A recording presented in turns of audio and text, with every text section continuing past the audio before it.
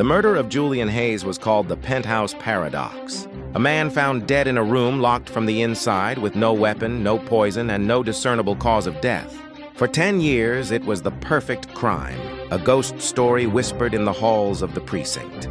It was the case that defined the end of Detective Harding's career, but not in the way he thought. A decade of silence was broken by the arrival of Alistair Finch, a man who looked like he was made of dust and fear.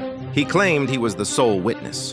Harding, weary but intrigued, listened as Finch recounted a story that felt more like science fiction than testimony. He was a window washer, he said, and had a clear view of Hayes's balcony. He saw Hayes in a heated argument with a calm, expressionless man. The man didn't pull a weapon.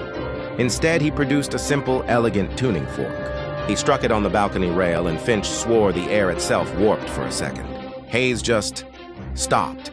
He collapsed without a sound, his life snuffed out by a silent vibration. As a final, bizarre detail, Finch mentioned a peregrine falcon had landed on the rail just moments before. That detail was Harding's anchor.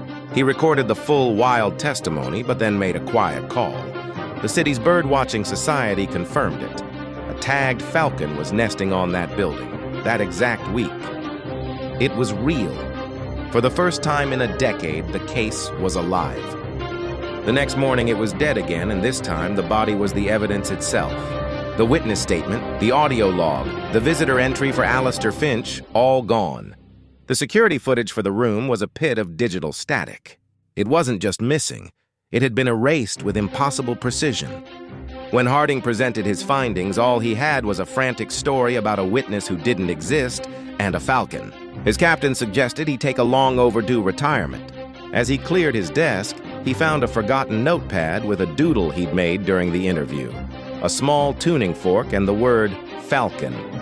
It was the last remnant of a truth that had been surgically excised from history, leaving him as the sole keeper of a memory that had cost him everything.